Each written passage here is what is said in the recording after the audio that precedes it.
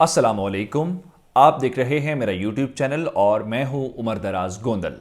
अगर मैं आपको ये खबर दूं कि दुनिया के 30% तिजारती कंटेनर्स रुक गए हैं या दुनिया की 12% तिजारत मुअत्तल होकर रह गई है और दो तरफा एक तिजारती ट्रैफिक जिसकी मालियत 9.6 अरब डॉलर है, वो तिजारत मुअत्तल होकर रह गई है। और इस तिजारत के मुअत्तल होने की वजह से आने वाले दिनों के अंदर क्या तेल की कीमतें कम हो जाएंगी या तेल की कीमतें बढ़ जाएंगी और गैस की क्या दुनिया में शॉर्टेज होने जा रही है, इन सारे मामलात को लेके कि यूरोप से एशिया और एशिया से यूरोप आने वाले कंटेनर्स जो हैं वो इस वक्त फंस चुके हैं। एक ऐसा कंटेनर जिसकी मालियत अरबों डॉलर होती है, इस किस्म के 150 से जायद कंटेनर्स इस वक्त फंसे हुए हैं और जिसके बाद जापान और हॉलैंड की रेस्क्यू टीमों को तलब कर लिया गया है। और इसके अलावा 26 मार्च जो बांग्लादेश का कौमी दिन एक लिहाज से कहा जाता है और उसका पाकिस्तान से आज़ादी के हवाले से एक अहमियत है, उससे पहले वहां पे नरेंद्र मोदी की आमद से भी पहले, क्योंकि नरेंद्र मोदी ने 26 मार्च को बांग्लादेश पहुंचना है, उससे पहले मुजाहरे हुए हैं और इन मुजाहरों से भारत के वजीर आजम को परेशानी और रुसवाई का सामना है। और ऐसे में पाकिस्तान के लिए अच्छी खबर बांग्लादेश से क्या है, इन तमाम मामलात के ऊपर तफसीलन गुफ्तगू आपसे करने वाले हैं। लेकिन आपसे गुजारिश करेंगे कि हमारा यूट्यूब चैनल सब्सक्राइब कर लीजिए और बेल आइकॉन के ऊपर क्लिक भी कीजिए, हमारी वीडियो को लाइक कीजिए और कमेंट और शेयर करना मत भूलिएगा। अब आ जाते हैं सबसे पहले बांग्लादेश के मामले के ऊपर, उसके बाद आपको सुएज कैनाल के बारे में बताएंगे कि मिस्र की ये कैनाल वहाँ पे इस वक्त क्या हुआ है। एवरग्रीन नामी एक जो जहाज है, जो कंटेनर शिप है, वो फंस गया है। उसके फंस जाने की वजह से दुनिया को किस नए बहरान का सामना है। 26 मार्च को भारत के वजीर आजम नरेंद्र मोदी ने बांग्लादेश पहुंचना है, जहां पे उसने जो आज़ादी की तकरीबात हैं उसमें शिरकत करनी है। आपको याद होगा कि एक बार नरेंद्र मोदी वहां पे पहुंचे थे और उन्होंने एक यूनिवर्सिटी के ऑडिटोरियम में खड़े होकर एक बात को तस्लीम कर लिया था कि 1971 की जो आज़ादी की बांग्लादेश की जंग थी, बुनियादी तौर पे वो भारत का एक प्लांटेड मिशन था और भारत ने मुक्ति बाहिनी को ट्रेन किया था। उन्होंने उस ऑडिटोरियम के अंदर इस बात को खुले दिल से तस्लीम किया कि हमने आपके साथ मिलकर पाकिस्तान की फौज को या पाकिस्तान को तोड़ा या पाकिस्तान के खिलाफ साजिश की। और उसके बाद पाकिस्तान का वो मुकदमा जो हमेशा कहता है कि 71 में हमारे साथ एक साजिश हमारे खिलाफ की गई और हमारे हमसाया मुल्क ने एक साजिश के तहत हमारे भाइयों को और हमारे दरमियान गलत फहमियाँ पैदा की, जिसके बाद दुश्मन ने उसका फ़ायदा उठाया। अब एक बार फिर एक तवील अरसे के बाद बांग्लादेश के और भारत के ताल्लुकात बहाल हुए हैं। आपको याद होगा कि एक बार जो बांग्लादेश के सफ़ीर हैं उन्होंने जो हसीना वाजिद हैं उनके साथ मुलाकात की कोशिश की और लेकिन उन्होंने इस मुलाकात से इनकार कर दिया। और पाकिस्तान के लिए अच्छी खबर यह है कि पाकिस्तान के कौमी दिन यानी पाकिस्तान डे के हवाले से 23 मार्च को बांग्लादेश ने पाकिस्तान को तहनीती पैगाम भेजा है, जो इस बात का जेस्चर है कि बांग्लादेश की हुकूमत पाकिस्तान के साथ ताल्लुकात बहाल करना चाहती है। और वज़ीर आज़म इमरान खान जब आए थे तो उनकी एक टेलीफोन कॉल भी हुई थी जहां की वज़ीर आज़म के साथ, और एक जेस्चर आया था कि शायद उसके पीछे कौन है, उसके पीछे चाइना है, क्योंकि चाइना की बहुत ज़्यादा इन्वेस्टमेंट है और भारत को तहफ़्फ़ुज़ात हैं। इसी वजह से जो भारत के सफ़ीर थे उनके साथ मुलाकात से इनकार किया था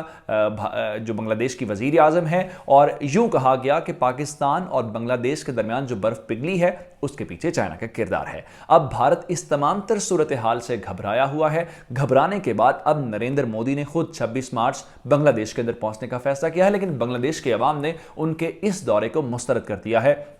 और ढाका की सड़कों के ऊपर मुजाहरे किए गए हैं, जिस दौरान आम शहरियों की पुलिस से झड़पें हुई हैं। तो भारत के लिए एक लिहाज से परेशानी का सामना है। आपको याद होगा कि उनके भूटान के साथ भी ताल्लुकात क्या हैं, फिर श्रीलंका के साथ भी ताल्लुकात इतने अच्छे नहीं हैं और वज़ीर आज़म इमरान खान ने वहाँ का कामयाब दौरा करके नरेंद्र मोदी की नींदें उड़ा दी हैं।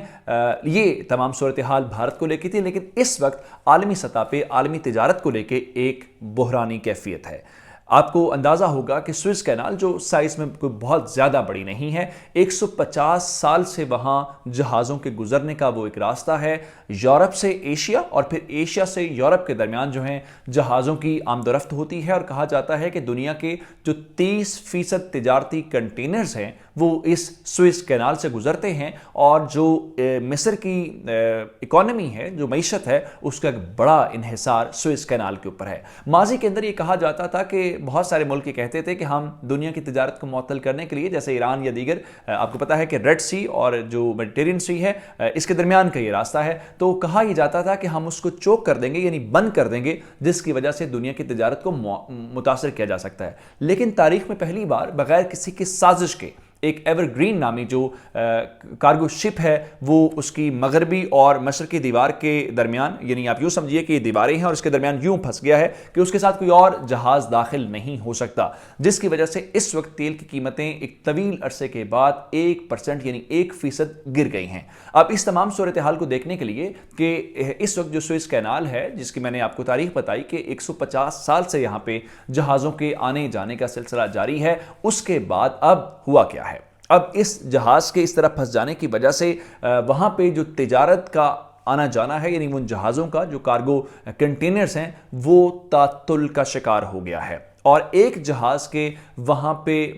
پھنس جانے کی وجہ سے آپ کو اندازہ ہونا چاہیے کہ وہاں پہ عام طور پہ جو ایک جہاز گزرتا ہے اس کو تقریباً 1 ہفتہ لگتا ہے سوئس کینال سے گزرتے ہوئے۔ اس کی وجہ یہ ہے کہ وہ کوئی بہت چوڑی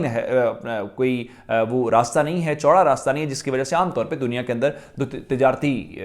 گزرگاہیں ہوتی ہیں اس طرح کی نہیں ہیں، وہاں پہ تھوڑا سا ٹیکنیکل ہے اور عام طور پہ ایسا کبھی ہوا نہیں ہے۔ تو اس بار اس جہاز کے ایک جہاز کے پھنس جانے کی وجہ سے ایور گرین جس کا نام ہے، اب دنیا کی جو 30% کارگو کنٹینرز ہیں، وہ تجارت کا جو راستہ ہے وہ بلاک ہو گیا ہے۔ آپ یوں سمجھیے کہ دنیا کے 30% جو کنٹینرز ہیں ان کے آنے، یعنی ایشیا سے یورپ اور یورپ سے ایشیا جانے کا راستہ مکمل طور پہ بند ہو گیا ہے۔ اور یہاں پہ جو تیل ہے اور اس کے علاوہ جو زرعی مصنوعات ہیں اور جو گیس ہے، اس کی آمد و رفت کا یہ راستہ ہے جو امپورٹ اور ایکسپورٹ کی جاتی ہے، اور اس کی وجہ سے ان مارکیٹوں کے اوپر بہت گہرا اثر پڑا ہے۔ جیسا کہ میں نے آپ کو بتایا کہ تیل کی قیمت جو ہے وہ اس وقت عالمی مارکیٹ کے اندر 1% گر گئی ہے، اور جو سب سے بڑی بات یہ ہے کہ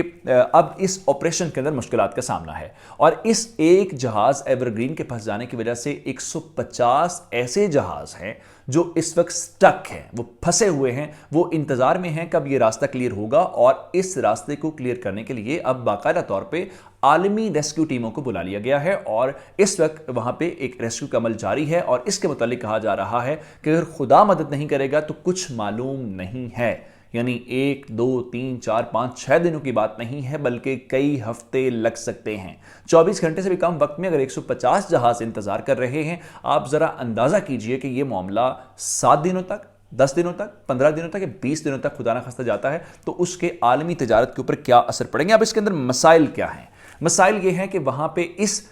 جو جگہ کے اوپر اس جہاز کو گہرے پانیوں میں دھکیلنے کی کوشش کی جا رہی ہے، اور سائڈوں پہ جو مٹی ہے اس کو ہٹانے کی کوشش کی جا رہی ہے۔ اس کے علاوہ جو بڑا مسئلہ آ رہا ہے وہ موسم کی وجہ سے ہے، موسم کی اس وجہ کی وجہ سے جس کے بعد الیگزینڈریا اور دکھیلا جیسی جو بندرگاہیں ہیں ایجپٹ نے، مصر نے ان کو کھول دیا ہے، اور کوشش کی جا رہی ہے وہ بھی موسم کی خرابی کی وجہ سے۔ تو اس سارے آپریشن کی وجہ سے اس وقت موسمی صورتحال ہے، اور اس موسم کی خرابی کی وجہ سے دنیا کی جو سمندری تجارت ہے وہ بہت متاثر ہوئی ہے، آئل کی مارکیٹ کے اوپر، گیس کی مارکیٹ کے اوپر، اور دیگر جو یورپ اور ایشیا کے درمیان تجارت کے جو پروڈکٹس ہیں ان کی مارکیٹ کو لے کے گہرا اثر پڑا ہے، اور آنے والے دنوں میں ان مارکیٹوں کے اوپر گہرا اثر اور پڑے گا، کیونکہ ابھی تک کوئی کلیئرٹی نہیں آئی۔ گو کہ جو سوئس کینال اتھارٹی ہے انہوں نے کہا ہے کہ وہ اپنا آپریشن شروع کیے ہوئے ہیں، آپریشن جاری ہے، ہمیں اچھے خبر کی توقع رکھنی چاہیے، لیکن فی الحال وہاں سے کوئی اچھی خبر نہیں آ رہی۔ تو سوئس کینال جو ایک اہم تجارتی گزرگاہ ہے، جو راستہ ہے، وہ اس وقت ایک بحران کا سامنا کر رہا ہے۔ جاتے جاتے آپ سے گزارش کریں گے کہ ہمارا یوٹیوب چینل سبسکرائب کیجئے، بیل آئیکن کے پر کلک کر لیجئے۔ آپ کی سماعتوں کا بہت شکریہ۔